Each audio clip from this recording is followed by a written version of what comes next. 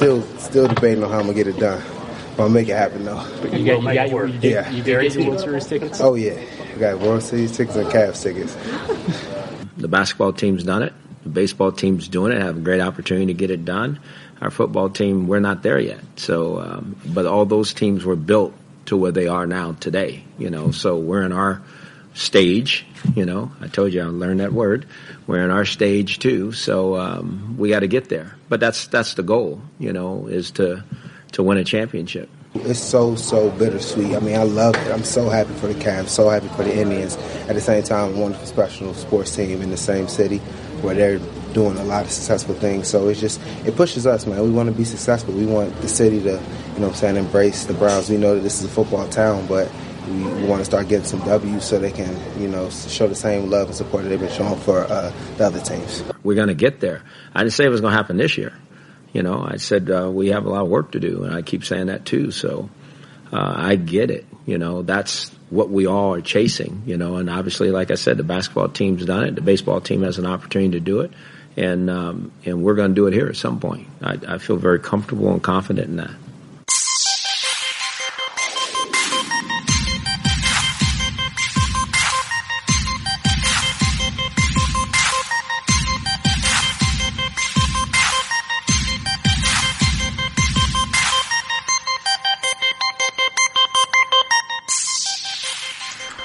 Welcome, everybody, to episode 43 of the Pseudo Nerd Podcast for October 28th, 2016. I'm your podcast host, Josh Kaiser, and joining me on the gridiron today, Josh Haddix. What's going on? And Kyle, I want to be a long snapper Hoagland. Hey, I was a long snapper. Were you really? Weird. Yeah, and when you you quit. I forgot about that. But no, in 7th grade, I was a wide receiver and I was a long snapper. Those are two very different positions. Well, no, it's because I was like their third string quarterback, so I never really played quarterback, but I had like the arm, so I can like throw, between the legs and long with one hand. So I was able to be a long snapper. James, logically, this makes a lot of sense. Throwing a little name drop here. He was the punter. Yeah. Who was the receiver? I see what he did there. I was actually going to answer that seriously, but I'm not going to. Because A, I don't think anyone who's listening cares. 2, I don't even remember. You just Kaiser said A and then 2. Kaiser would have been if he stayed on the team after the team pictures were taken. They wanted me to be middle linebacker. Dude, I was 105 pounds, and they're like, "Yeah, I'll put you at middle linebacker." I'm like, "Oh, okay, that makes absolutely no sense." And then I went to Florida during when we got our playbook, and I came back, and they're like, "All right, we're gonna run this play. Get out there and do it." I had not even seen the playbook yet, so I just walked out there to kind of like where I should stand, and they're like, "That's not the right play." And they're like, "Get over here." And then they ran another play, and I didn't stand in the right spot again. They're like, "Have you looked at the playbook?" I go, "No, I haven't even gotten the playbook yet." And I quit. I quit about 2 days later. So that was my. Otherwise, today when we talked to as we approach week 8. When we kind of doing our midseason NFL review, you guys would be talking about me, great middle linebacker for greatest middle linebacker in the NFL, Josh right. Kaiser.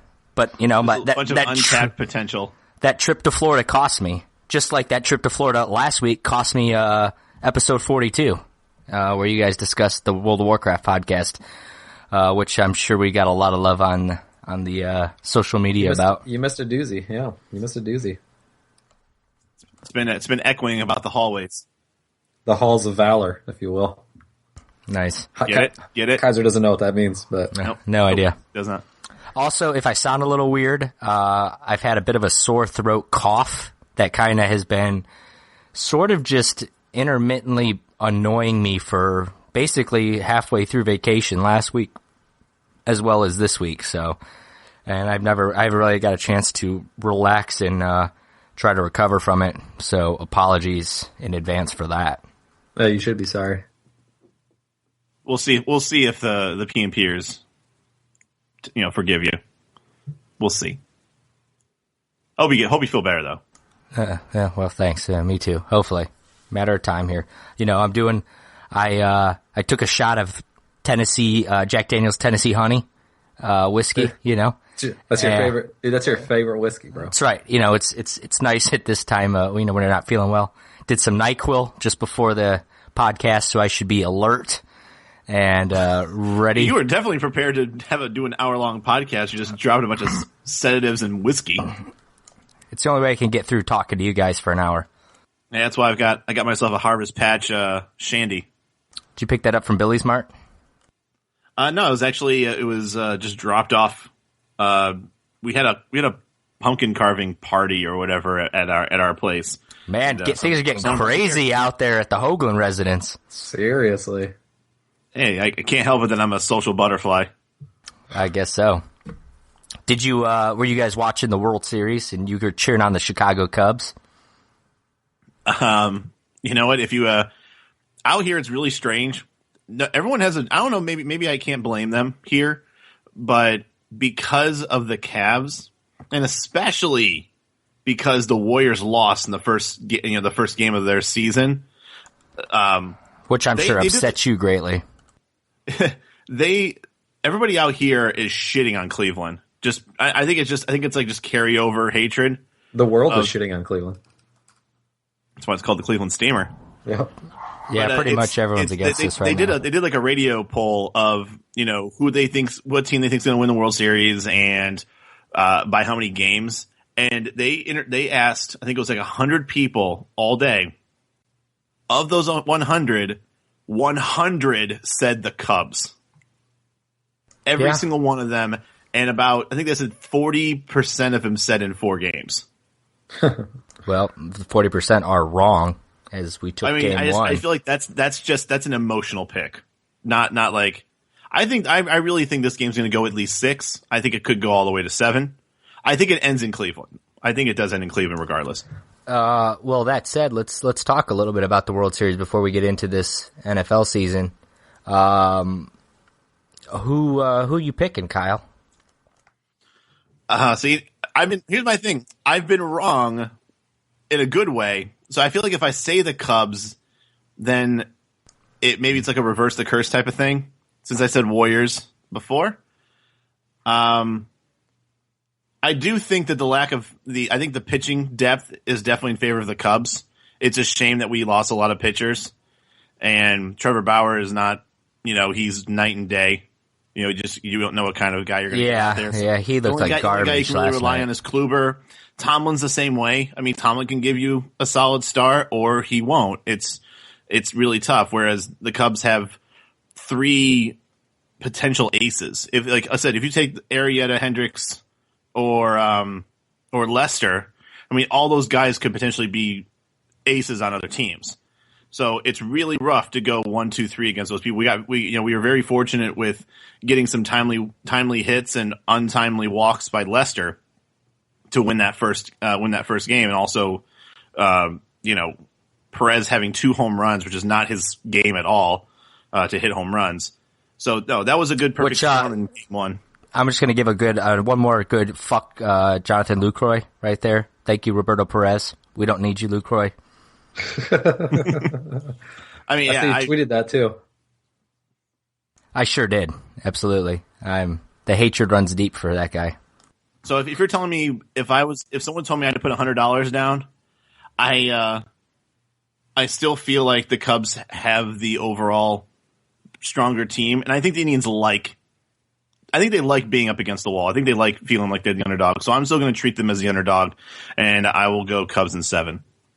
Haddix, we could have all called Hoagie picking his hometown favorite, exactly. Chicago Cubs. So, who are you? How many hometowns do I have? That's what I want to know, dude. It's whoever. It's a lot. I think I'm going to stick. Well, I shouldn't say stick with. At the beginning of the season, I did not pick the Indians to win, but you and me both, brother. Yeah, I am going to say Indians in 7. I think they take a win in Chicago, and I think they win back-to-back games at home. So you said Indians in 7? Yeah. And my preseason pick and midseason pick were both Cubs. I'll stick with the Cubs. I'll say 7 games, and if the Indians prove me wrong, we'll get a nice little opening, much like Hoagie got when he basically shit all over the Cavs. So that was an awesome opening. I feel like picking the Cubs. I forgot about that. Emotionally, it's a good way to. It's good to pick the Cubs because you're either right or the team you really wanted to win won. So it's like Bush League, dude. Bush League picking. The worst part about it is I like Cubs fans. I respect it. I said at the beginning of the year, I said I'm all for breaking of curses, and what happened? The Cavs broke their curse, and the Cubs could break one. So yeah. I will say I think this World Series is a win-win. To where if the Indians do lose, I'm glad that the Cubs will win. Yeah, any other team, and like if we were playing basically anybody else, it would just kind of suck. But if the Cubs do, their curse. There's a little bittersweet there. I mean, you could be like a little. That's the silver lining. At least they won. It's not like it's the Giants and it's like the every even going into the World Series like that. Well, if the Giants had won, you'd be very happy over there, Mr. San Francisco.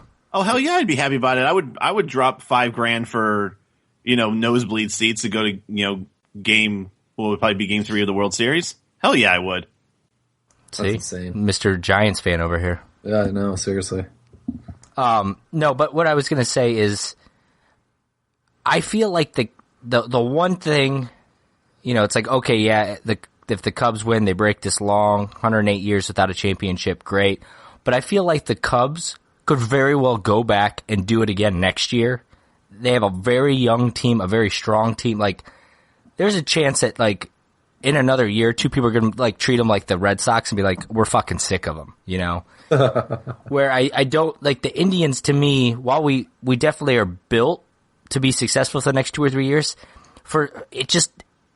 everything went our way other than the injuries now, where I feel like this is like just a magical season, and it's going to be very hard. It's going to be much harder for the Indians to repeat this than it will be for the Cubs to repeat it next year. Do you think it will be kind of like the Royals of last year where everything kind of fell into place? They were playing smart, small ball, and they were able to come up with the win.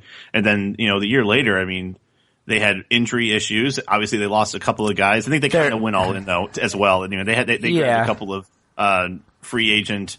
They picked them up for 1 year or just for the end of the season, like Cueto and people like that, and Ben Zobrist. And obviously, they're not on the team anymore. Zobrist is on the Cubs. So it has kind of that same feel to it if they don't win it. But I just want to say one more thing before we move on. Is anybody else? And maybe this because I'm once again Indians fan, you kind of notice it more. I thought you were a Cubs and Giants fan. I can't keep your fandom straight anymore. Well, if you're talking to the mainstream media and Joe Buck and how much he loves Kyle Schwarber, oh man, Jesus Christ, man! Did you see there's a wedding registry set up for Joe Buck and Kyle Schwarber? I saw one of it was the Titanic video of Schwarber holding Joe Buck at the end of the Titanic. It's insane. Like, I even looked at things like the headlines where when the Indians won Game 1, it just said timely hitting a factor against the Cubs. Tribe takes Game 1, or another one said Kluber survives. Power lineup. Indians win Game 1, and then they won 6-0, and then the Cubs win 5-1. And all it says is Cubs dominate the Indians, Cubs trounce the Indians, tie up the series. It just seems like even just the wording of the headline just sounds like the media is for the Cubs. Including Joe Buck. It's definitely that way. And you always wonder if it's is it just me as an Indians fan? Do I think that they're talking more about it? But it's really hard not to think that it's slanted towards the Cubs and the way. Especially the Kyle Schwarber thing. I get it. He came back from this injury to play. It's a cool story. But, man, you would have thought that guy is a, return from his second stint over in Vietnam or something like that. And he's come back from battling cancer for the third time. And his mother, who just died of AIDS, he's playing in her honor or something, the way they're just talking about him. I just hope that they talked about it, they killed it to death, and that when they go back, once again, he was the DH too, so they might not even play him in Chicago. No, they were talking about they might try to get him ready to play the outfield, but Theo Epstein, I think it was, came out today and said, no, he's not medically cleared to play in the outfield, so he's not going to be able to do anything while they're in Chicago. Do you think they'll still talk about Schwarber anyways? Oh, I'm sure that absolutely they're gonna pan over to him at least 7 or 8 times tomorrow while he's like standing there watching his team, and then talk about That'd be maybe a good drinking game. Pinch hitting for him. Oh, is this a good time to pinch hit Schwarber, and that kind of thing. But enough about the World Series. We are here to talk about football, and after the World Series is over, which I think will happen before the next podcast, we'll discuss the champion and that kind of thing. But in the meantime, let's get into the NFL. We're doing our list podcast, sort of a cheating list podcast this week, as we're just going to give a list of the top NFL stories as we approach the midway point. We like to do that with every sport, kind of do the mid-season review of where they're at. And I gotta say, before we get started, the mid-season review of the Jacksonville Jaguars they're atrocious. And the guy called a fair catch on a punt just now for the Tennessee Titans, and the Jacksonville guy ran down there and the punt bounced off his head. So that is the kind of season they're having. And he's going to get flagged for a fair catch interference, which is even more embarrassing. Oh, God. I mean, is that really surprising? I mean, every year Jacksonville has had, the only thing that's been a shining, even just for a moment, was Blake Bortles, but even he's not playing, he's regressed this year, and which is a shame because I've been kind of rooting for him. I would say do well. I would say it's a little surprising in that a lot of people thought that Jacksonville, this was their kind of third year in that rebuild under Gus Bradley. Bortles and that offense looked pretty good last year, and they kind of re-beefed up that defense. They had their first-round draft pick who was on defense last year. His name's escaping my mind, who was out all last season. He was back this year. They drafted for defense, and they've just been a disappointment all over the place. And I would not be surprised if Gus Bradley, especially now, Thursday night game, getting embarrassed by the Tennessee Titans, who are just kind of mediocre themselves, that he doesn't lose his job very soon. And it's, to me, it's a bad situation for Jacksonville because you were thinking this, things were starting to peak, they were progressing last year. Okay, one more year, we're going to get there, and it just looks like it's falling apart, and they're going to have to start all over again. And you feel bad for Jacksonville as a Cleveland Browns fan. I feel bad for another franchise like that just seems to always struggle and always just look like crap. Especially because that's their division is not a strong division. That's a winnable division for all those guys. Absolutely, no one's really taking the helm of that. And really, leading the charge in that division. So if they really want that, that's because the Chargers are in the AFC West. We're talking about the AFC South here. I like that. Go on. No, I agree. It's a very easy division. The Houston Texans have a 4-3 record. They look like hot garbage, and I think they're leading that division. Yes, and they are. If the Tennessee Titans win tonight, they could be right there in there. And the Titans don't look very good. That division could very likely put a 7-9 kind of winner into the playoffs. And it's still early. Jacksonville can turn it around. It's not like it's too late. Once again, they're only down by 2. They're only missing 2 wins. They're 2 wins behind the Texans. So it's not like it's. You just look at the whole standings in general. No one's really killing it.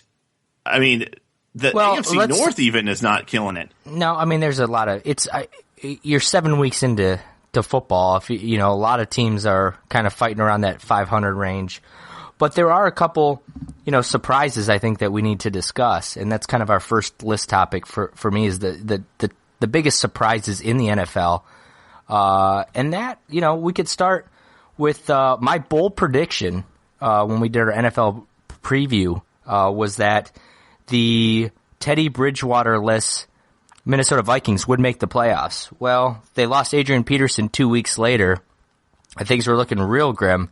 They traded for Sam Bradford after that podcast, and now they're sitting at 5-1 under a dominating defense, and I feel like nobody saw that coming. No. It makes me sad for them, what they could be doing if they did. I mean, not that Bridgewater is like a dominant quarterback. Do you think they'd be better off with Bridgewater than Sam Bradford? I mean, that trade was kind of came out of nowhere, but they gave up a lot for him. I think, I do think talent-wise, Bradford is a better quarterback, but you're running the risk of him not being there. If you make the playoffs, him not even being him being healthy, I guess. But 100% health, I think I'd rather have Bradford, but with a dominant defense and a running back, if Peterson was healthy and a dominant running back, all you need is a Teddy Bridgewater, somebody who doesn't turn the ball over and doesn't amaze you, but doesn't disappoint you either. Well, the disappointing thing about Teddy Bridgewater, though, is he's injury prone. I mean, he's only been in the NFL, 3 years? And this would have been his third year. And I don't think he's ever gone through the whole season, being healthy. So that is still a factor. And obviously Sam Bradford is the human paper mache man, and he gets injured all the time too. So to me, it comes down to who would I rather have going 16 straight games with as a healthy quarterback? I actually would say Sam Bradford. I think Bradford has been healthier as of late, and the injuries to Bradford have not all been – they've been different. It's like been a collarbone, it's been an ACL, it's been Achilles, then his ACL again, shoulder. Right. So like I say, he's paper mache. Right. Yeah. I mean, it's all over the place, but he's been relatively healthy the past couple of years, and I think the Vikings – this knee injury to Teddy Bridgewater is really bad. And the fact that they gave up as much as they did for Sam Bradford leads me to believe that they don't expect Teddy Bridgewater back at the beginning of next season. So I think that is going to be that Sam Bradford right now is the future of that Minnesota Vikings offense. I don't think, to be honest with you though, I don't think either quarterback is your franchise quarterback. I think if Teddy's healthy, he's the guy that is your guy for a few years. Until maybe you can draft a good young quarterback, but if you end the season going 12 or 13 wins, I mean, they only lost one. So if they continue on this hot streak and end with 12, 13 wins, I mean, it's hard to take that job away from Sam Bradford. And if you have that good of a record, there's no way you're going to get a quality pick at quarterback either. Well, no, and they gave up their picks for that next year. I'm thinking future. I mean, if they're building the team correctly to where it's going to be a good team for years to come, I don't think they're thinking, Bradford's going to be our guy 2-3 years down the line from now. Or Teddy for that matter. But once again, if he does play as well as he's been, as long as he's been riding the ship, maybe he's been more of an Alex Smith than a Tom Brady in regards of, his play. But once again, if he's playing as good as Alex Smith, then I think you can put him in there as just say, for now, if we can win 13 games or 12 to 13 games with Sam Bradford, then why change that? That makes no sense at that point. If he's able to win the locker room, earn his spot on the team, and everybody's following in line. Well, no, I'm not saying you change it to. You do a Packers move. You draft a good young quarterback, have him sit behind Bradford for a couple years. You know what I mean? You don't just give a spot away next year. You know, you develop your talent, but you're not thinking he's going to be our guy, right? Right, and I mean, I think it's a fair move for them. And with that defense, I mean, they've got a dominant defense. I think Mike Zimmer's a hell of a coach that should have got an opportunity a lot sooner than he did. But it'll be interesting to see. Do you guys have you changed your thought process on Teddy Bridgewater yet? Or Teddy Bridgewater, I'm sorry. The Minnesota Vikings. And I know you guys kind of, the bold prediction for me at the time was that they were going to make the playoffs. Do you guys think that, they're making the playoffs, but they've got a shot at, winning the NFC? I don't think they end up winning the NFC. I think the Packers are just struggling right now. The Lions they're kind of so just hanging. You don't think they even win their division? Because you're just talking about NFC North teams. Yeah, I don't think they win the NFC North. I don't. I think it's going to be a close race, and it wouldn't shock me beyond belief if they won, but I don't think they will. I think the Packers are going to get their shit together here and end up edging them out. I mean, if you look at the beginning of Minnesota's season, I mean, they beat Tennessee, they beat Green Bay, which I'll just say right now, Minnesota, the last 4 years or so, has had Green Bay's number. They play them well. They're not going to win a lot, but they play them well. They show up for that game. They beat the defending NFC champions, who, by the way, I'm sure we'll talk about them later. Yeah, we can bring them right up after this. They beat the Giants, which, at Minnesota, I think it's a much different game when you're playing in New York. So, I mean, you could take that for what it is. Their first, then I said their last two games, except for Philadelphia, I mean, they beat Houston and New York at home. Houston. So they really haven't. So you're kind of going on the fact that they really haven't played anybody, and I completely agree with that assessment. Other than the Green Bay win, and Green Bay's been kind of shaky themselves. They really haven't played anybody. And when they did play with somebody who had a comparable record, or at least somebody that isn't hot garbage like Philly beat them pretty handily. Yeah, no, it's a fair point. So, do you think do either of you have them in the playoffs? No. Either who? Either Philly of you guys? No. Do you or Haddix have the Minnesota team in the playoffs? I think they still have the ability to beat Green Bay, which I think is all they need. If they can just stay with where they're at, they don't need to win 12. They don't need to win 12 games to win a division. I think 11 takes it. I think they can get 6 more wins. I agree with you there. I think they can take the division. I think Green Bay is not that good, and Detroit doesn't scare me, and obviously Chicago's a pile of trash. So I think they still do it, but I don't think that they're going to do a ton in the playoffs. But I will say one last thing, though, about them. If they are going to go through their offense, they can't just do it just on their defense alone. Their defense is awesome. I don't think they're going to be able to keep it going. I mean, they're dead last in total yards and rushing yards. And that's rough, especially when you had, I know he's not there now, but you had probably the most prolific running back on your team who's now out. Total yards, they average less than 300 yards total a game. That's dead last in the NFL. Yeah, and not to mention, even when Peterson was there, they weren't running the ball very well. He wasn't running the ball very well. And I don't know if that's partly, age at this point, or that offensive line isn't the greatest. It'll be interesting to see going forward what that offense could do, because you're right, Kyle. They're not going to do much without some sort of offense. But let's move on and talk about a team that you just kind of mentioned there, and that was the defending NFC champions, the Carolina Panthers, who are 1-5, and this might be the biggest surprise in the NFL. And Haddix, I'm going to let you talk about it first, because you drafted Cam Newton number 1 overall out of any player you could have possibly drafted for fantasy football. You took Cam Newton. I think he was your favorite player. I think you've gone on record talking about how much you love Cam Newton. Everyone and how knows amazing how much I love. This team was going to be. Everyone knows how much I love Cam Newton, right? He's a class act. I love the guy. And they're a brutal 1-5. They look horrible when they play. I mean, it's just, this is not the team from last year. Oh my God. This team lost 2 games last year, and one of those was the Super Bowl. Yeah. I don't know what it is, but oh my God, they are brutal. I don't even enjoy watching the game. You could start pointing fingers. That defense is a shell of its former self from last year. I mean, last year they were one of the dominant defenses in the NFL. And yeah, they let Josh Norman go. They didn't want to pay him. That looks like a mistake. And they let a couple other pieces go. But that still doesn't excuse how bad this offense has been either. They're just, overall, they've been terrible.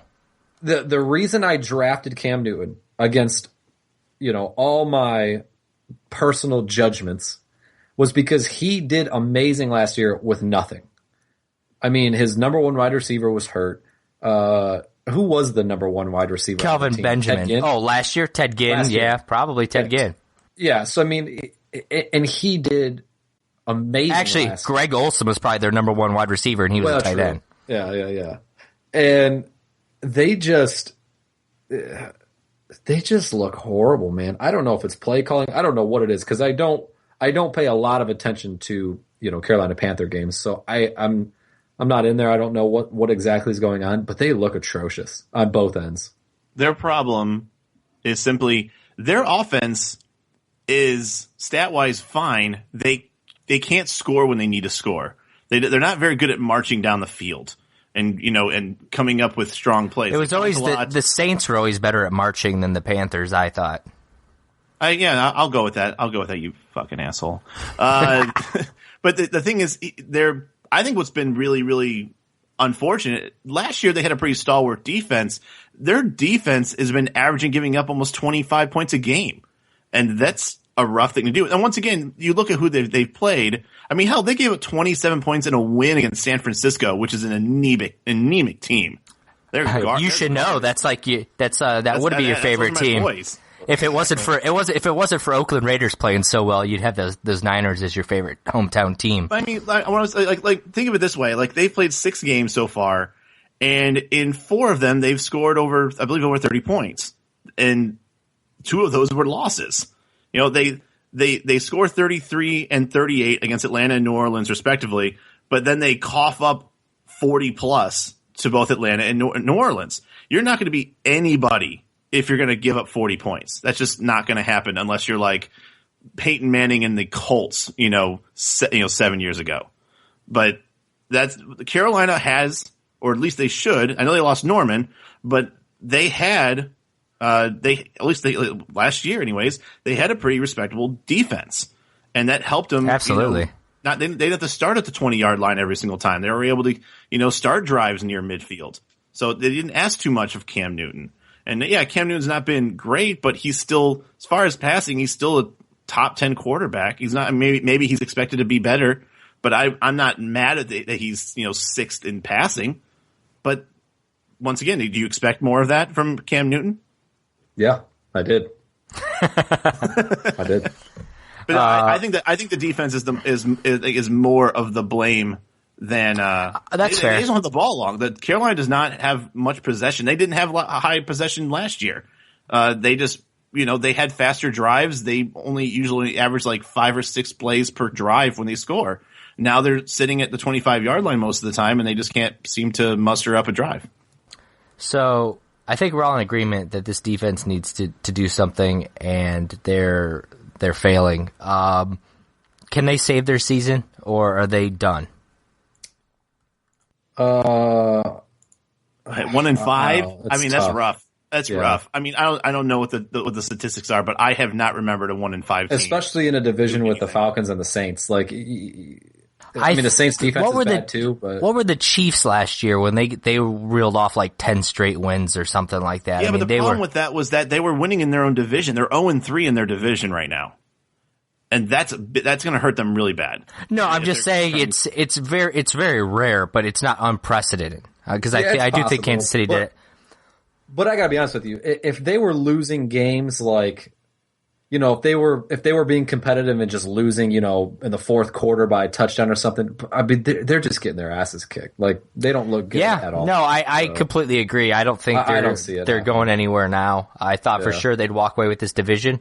They're not going to. I think they've got a shot to finish last in the division, which is a big surprise, I think, to a lot of people. Especially when you're in a division with the Buccaneers.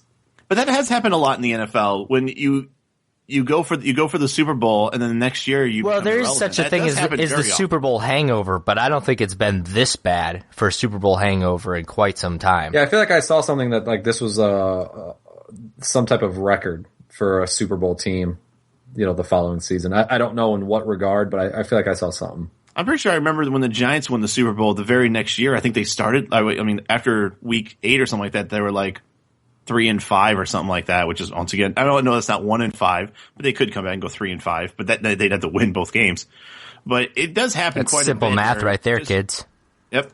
But just because you were good last year, that really, unless you're the Browns, it means nothing.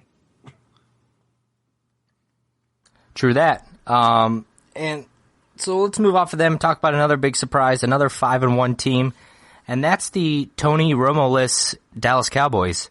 Sure. They've got Dak Prescott in there playing quarterback, and they're looking good. The Ezekiel Elliott looks like early contender for Rookie of the Year.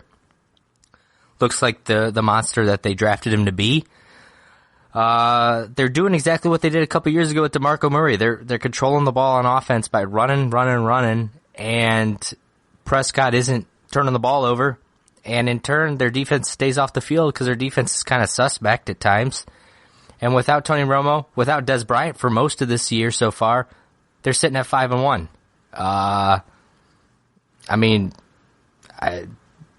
Once see again, that coming. though, look at their schedule. It's not like they played anybody insanely good. I mean, I think the only team that you can even say on here is, somewhat worthy is maybe Green Bay, and they handed Green Bay an easy. They beat them pretty easily. They beat them in Lambeau too, so don't shy away from that. That's why I'm saying that one deserves the recognition. They beat them. They beat them in Green Bay. They lost to the Giants by 1 point, and I think if Eli could play every game in Jerry's world, he would, because he has a fantastic record against Dallas in Dallas. But yeah, I mean, so for that kind of game, New York beats Dallas by 1, and if it wasn't for that, Dallas would be undefeated right now. Yeah, I mean, we'll kind of keep it quick here because we've talked a lot about these few teams. But do you guys think Dallas wins the division and does anything in the playoffs? I think they win the division. I don't think they do much in the playoffs. Maybe first round, maybe. Nothing past that. If their defense can solidify, I think they actually can get pretty far. No, I think the only thing that's really the wild card is what are they going to do when Tony Romo comes back with Dak doing as well as he's doing. So that was going to be the next question. Well, that's what they had said, and Jerry had said for weeks and weeks and weeks. When Tony Romo's back, it's his team, it's his team. Even Dak said that, it's his team. Now, lately, the last week or two, the reports are kind of like, well, I don't know. Maybe Dak's going to stay in there. How do you bench him? That kind of thing. What would you guys do if you're Jason Garrett? I think you keep him in there. You're 5-1. You have a rookie running back, a rookie quarterback. Let them they've been playing together for 5 games now. Let them just keep going. Let them melt. I mean, I don't think Tony's bad. I don't think he's a bad quarterback. I actually feel bad for him that he's been so injury plagued because he could probably be a pretty good quarterback as far as career stats go. But why? Why mess it up? If you put him in and you lose. So if you put him in and you lose, how many games do you have to lose before you put Dak back in? What do you do at that That's point? the problem is I personally think Romo's the better quarterback and probably should play, but the minute you lose, it's going to be how do you – first of all, you put him in, then what does that say to the locker room? Are they behind Tony? Are they behind Dak? Yeah. It's a tough situation. I think this year they have a better shot of going further with Tony Romo as their quarterback, but I think long-term Dak Prescott is better situated for that team to be the starter now for the success of future franchises, the future of the franchise. But I don't know.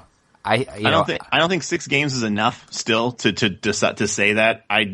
I think Jerry and the Dallas Cowboys love being in the headlines. I think that Romo goes back in, and for better or for worse, it's going to create for good story, and it's going to keep them relevant in the newspapers. And I know that's rough to have to say that because when you have the fans want to see wins more than headlines, but he's a healthy Tony Romo. If he's 100% healthy, not like he could play but he's still kind of sore. You don't put him in until he's 100% because you don't want to have him go back in and then get hurt again. So if he's 100% feeling great, it's his job. If they think that he could come in because he's, as far as just being a functional quarterback, we can put him in. No, wait until he's 100% healthy before you put him back in, though. And I think all reports are it would be the week after Dallas and Cleveland play each other is when Tony Romo would be considered 100% healthy. It's a good game to start. Yeah. So we'll move on. Another big story that just came out this week, the end of last week, something like that.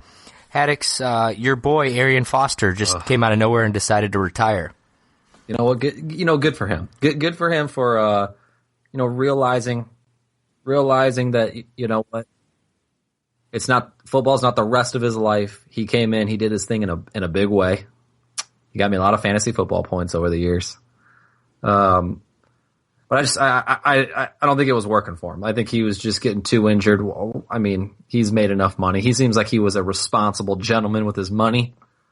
So get out on your own terms. Yeah, I guess that it's kind of a sad thing because he was very injury prone, and he rehabbed very well from previous injuries, coming back, that kind of thing. And he said this time there were so many setbacks with his rehabbing, he just mentally said he can't do it anymore, which is, it's unfortunate for him, but, wish him the best. As long as he's able to go out on his terms, then, good for him. I think he was just about done anyways as a running back. So, not much else more to say about 30 that. years old is, quite a long time, especially with his track record of his bumps and bruises that he's had throughout his career. So I think it's definitely the right way to go. It also kind of helps that I don't think he's really in the best situation in Miami anyways. Yeah. No, great. And it's, one more thing of note, did a hell of a job for an undrafted guy, really made a great career out of being an undrafted player and could be kind of a model, player for other undrafted guys to look after and say, you know what, just cause I didn't get drafted, I can work hard and there's a chance I could be successful. So good luck to him and whatever he does. I think he's got a personality for, he could be on TV or radio or something like that. Yeah, I mean, if, hey, Arian Foster, if you're listening to this, man, good luck. Right. Arian Foster. If you're looking to talk some football, you can always come on the podcast. That's right. I mean, we can always boot off one of these jabrokes right open here. invitation. So, now let's move on to a topic a little more near and dear to at least Haddix and mine heart. Hoagie, I know you're kind of a Raiders fan now, so and that's the Cleveland Browns. The season of 0-16 is still possible. They've had a couple heartbreak games. The Terrell Pryor unsportsmanlike taunting penalty, which shouldn't have been called. The I can't kick 3 field goals, Cody Parkey, especially the game winner against Miami. But here we are, entering week 8. We haven't won a game yet. What do you guys think? Is 0-16 a real possibility? And why are we, what are your thoughts on the Browns in general? 0-16 is I guess it's a possibility for anybody. What did it come out that this week was our best chance at winning? We're playing the New York Jets at home. Yeah. Fitzpatrick. We have Jets, Cowboys, Ravens, Steelers, Giants, Bengals, Bills, Chargers. Yeah. This is by far our best chance to win. So I tell you what, if we don't win this week, I think we go 0-16. That's my bold prediction. If we don't beat the Jets this week. Well, that said, do you think we beat the Jets this week? I kind of do. I kind of do. The Jets aren't anything that really impress me. And as bad as the Browns record is, and as bad as our secondary is, more than anything, we've had some bright spots. I'm not, don't get me wrong, it always sucks when you lose, especially when it's a very young team. But the guys they've drafted this year have looked pretty good. Yes. Overall. It gives you a lot of promise. You think Hugh Jackson, for the most part, seems like he's been, what he's been able to do, the fact that we've had to rotate through 6 different quarterbacks, due to injuries at the quarterback position, that's, and still maintain some sort of, in-game, we stay in games. We're putting up, we're scoring. We're not losing 34-0. We're scoring. Our defense is just horrible. And to what you said, we're scoring with a different quarterback every week. So, and one thing to give us hope for the Jets this week, Josh McCown looks like he's going to be back and starting for us. So that could bode really well, and we could pull off the W at home. Or he'll break his collarbone. I think if we don't win against the Jets, I still have, maybe it's just me being in the festive Christmas spirit, but I can see Christmas Eve us taking a win from San Diego. In San Diego? No, it's at Cleveland. Oh, it is in Cleveland. Okay. Yeah. So yeah, it's week 16. Yeah. Christmas Eve. Merry Christmas. There you have it. Cleveland. Merry Christmas, Cleveland. You'll get your one win. The nice thing about the Jets having a couple of wins now, looks like we're going to be competing with San Francisco and Chicago for that number one pick now. So, thankfully the Ravens lost that game to the Jets last week, because I think that was the team I was most worried about getting that first pick with. Other than that, I gotta say, the Browns have looked all right. It's for an 0-6-7 team. Nobody was predicting us to, do anything crazy. I think I had us at 3 or 4 wins. Obviously, we're not looking like that's going to be the case, but I still don't think we go 0-16. But I do have to say, like you just said, I feel like in years past where we've been really bad, and not as bad as we've started this year, it just seems like it's worse. At least there's bright spots to some of these games. You have hope that this team is, we might be 2 years out before we're anything real competitive, but you have hope that the guys that they know what they're doing, they can draft, they're drafting well. And I'll leave us on this one question. The trade rumors are swirling yet again about Joe Thomas. Would you guys trade him? And if so, what is it going to take for you to give up Joe Thomas? I don't think I'd trade him. We have too many holes. Trading him for someone isn't going to make our team better. I guess unless they were able to get draft picks, high draft picks, or a very talented young player who's going to be with the team for a while. But I'm not sure what we can get. So I wouldn't trade him for just another veteran stud, because it's not going to do anything. No, it would definitely be draft picks if they traded. I don't trade Joe. I don't trade Joe Thomas. Joe Thomas wants to be here. It'd be one thing if he was not at all, ecstatic about being here, like an Alex Mack or somebody like that. But Joe Thomas has said many, many, many times that he really loves the Browns. He wants to retire as a Brown. He's been here his whole career, and he's seen it as being as bad as it ever could be, and he still has the same positive, thought. He's the leader on this team, and he's a top 25 player in the NFL, and he's a offensive lineman. So no, you don't get rid of him. You figure it out.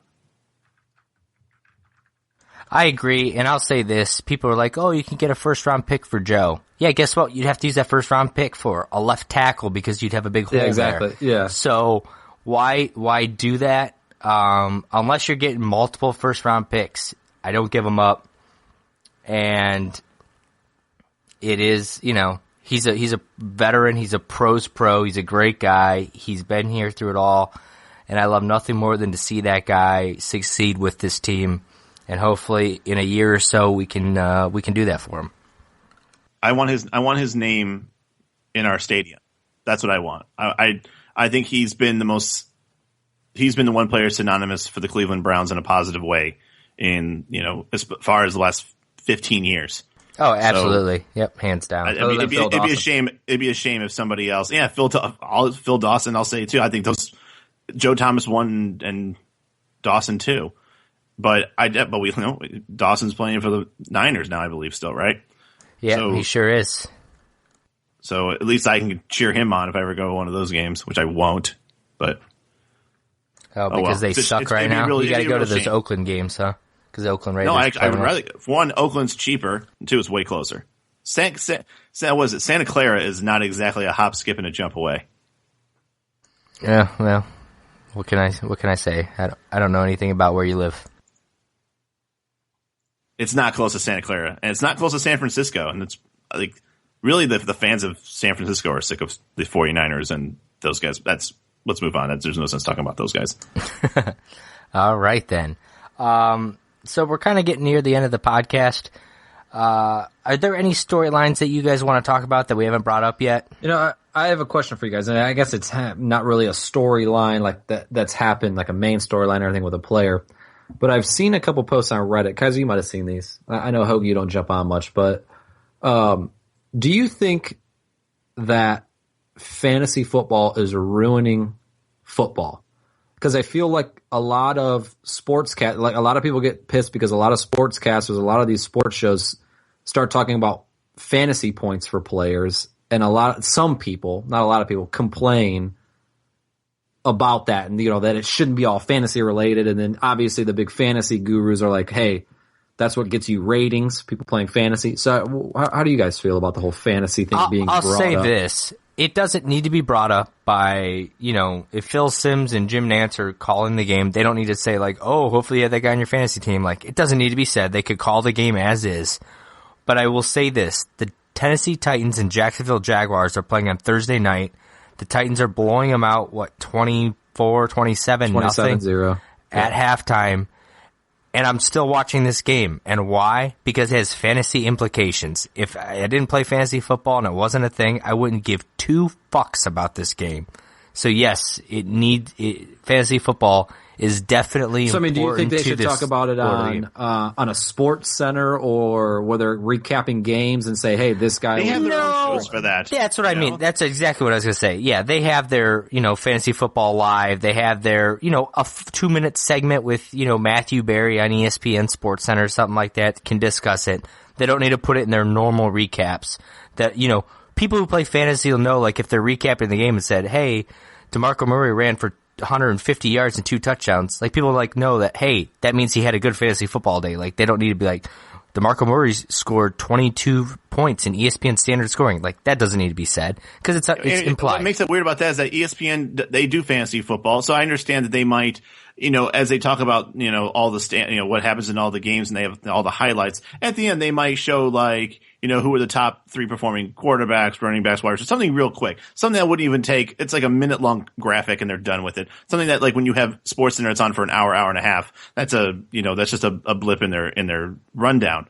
But it's, to me, the ratings have already been down. They've already confirmed that this has been some of the lowest ratings that the NFL's had in a while. And a lot of that has to do with bad press and, non-football related things. But at the same time, if you were to take away the interest that fantasy football has given, not only just fantasy football in the sense of what we play, but the one-day drafts and things like that, I can't imagine what the ratings would be like after that. I mean, now you're talking about like baseball ratings at that point. Yeah, definitely. Especially for these Thursday night games. Yeah, oh yeah, these Thursday night games. Really, most of the primetime games have been absolute garbage. And they're advertising the Atlanta Falcons and Tampa Bay Buccaneers next week, which, sadly might be the best Thursday night game they've had all year. Yeah. So did the Browns get a Thursday night game this year? Every team does.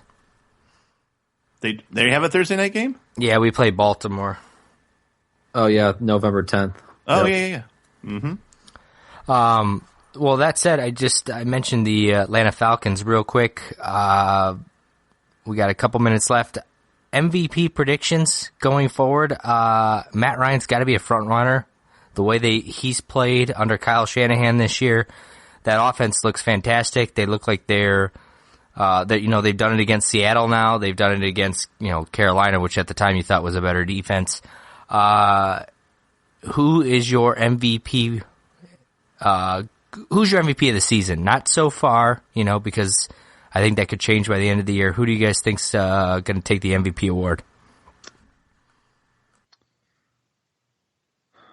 Fuck. I mean, I think Matt Ryan is up there. I agree. If the Cowboys end up being a big deal, I could see Ezekiel Elliott being an MVP. He's got to be in the talk, at least, especially midway point. It's got to be Zeke and Matt Ryan as the two in the headlines, at least at midway point. I still think Tom Brady has a chance to take it, but I don't know if suspended players can get it. That's a good point. If they can't, assuming the Falcons continue their way of going, I say Matt Ryan's got to get it because I don't know who his competition is other than Zeke. Yeah, I think it's between those two. Julio Jones could maybe do it, but I was saying even the Julio Jones might have that same. The problem is he has had the lion's share of Matt Ryan's yards. He's had the Falcons' share of Matt Ryan's yards. Dude, yeah, the Detroit Lions are on another team, but I think at the end of the day, you give it to the quarterback, not the wide receiver. I was about to say that's the only problem. It's very hard, unless it was Julio getting 90% of it. Like how Josh Gordon did a couple years back. That's the only way I could see Julio getting it. But there's definitely an argument that could be made for Julio. But outside of that, I mean, is there anybody else that you guys can think of that is really deserving? I think the only dark horse I have. I agree. I think if Julio Jones continues to do what he's doing, even if Matt Ryan is still throwing up good points or throwing up a lot of yards, if most of it is to Julio Jones, if Julio Jones is out there almost averaging close to 200 yards a game, then it's Julio Jones, and I don't think it's close. If it ends up just being where Julio Jones kind of sputters a bit, but Matt Ryan continues, then Matt Ryan. My dark horse is Von Miller, just because I think he maybe a couple of people in that defense have single-handedly kept the Denver Broncos as good as they are. They don't have a very strong offense, and C.J. Anderson's decent, but in the end, it's always been about their defense, and Von Miller is an absolute animal. Well, I think it's the only thing that, to me, J.J. Watt deserved it, 2 years ago, and didn't get it. And it's very hard for any defensive player to get it going off of that. The fact that J.J. Watt deserved it that year, didn't get it, and a lot, you compare it to that, they got to have a phenomenal season. And I just don't see it happening because I thought Xavier Rhodes for the Vikings could be a thought as well because of the way that defense is playing. But man, I don't know. It's so hard for defensive players to win MVP, and it's unfair. But that's just kind of how it is. People look at the stats. That said, any last thoughts before we close out of this thing? Do we want to do real quick?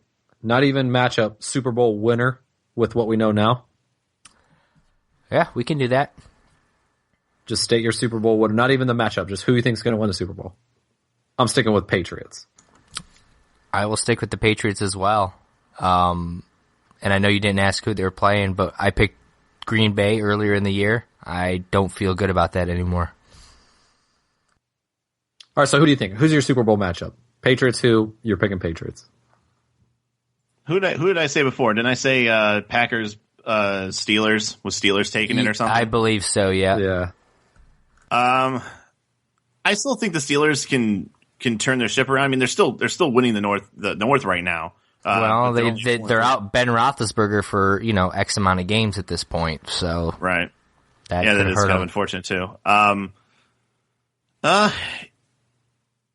mean, it's still weird to say anything right now. I feel like there's a lot of guys with high records that I don't think matches how good they actually are, especially in the AFC West.